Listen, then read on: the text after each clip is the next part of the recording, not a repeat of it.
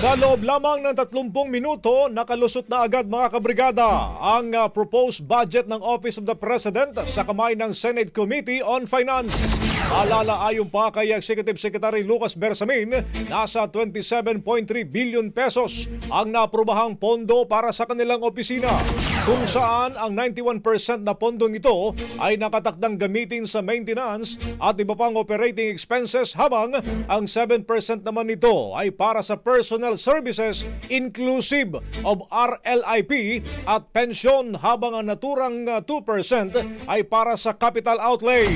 Katulad ng mga nakarang tradisyon, nagmosyon si Senate Majority Leader Mig Zubiri na aprobahan na ito, bagay na agad namang sinigundahan ni Senador Erwin Tulfo. Kasabay nito mga kabrigada, ng naging briefing, nagkilos protesta din sa harap ng Senado ang ilang grupo para panawagan na hindi sana dumaan sa parliamentary courtesy ang pondo ng Office of the President.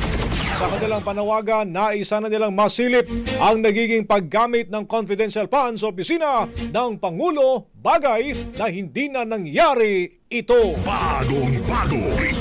Ang bahaging ito ay hatid sa atin ng Maxan Mangosteen Santon Coffee. Max Healthy, Max Sarap.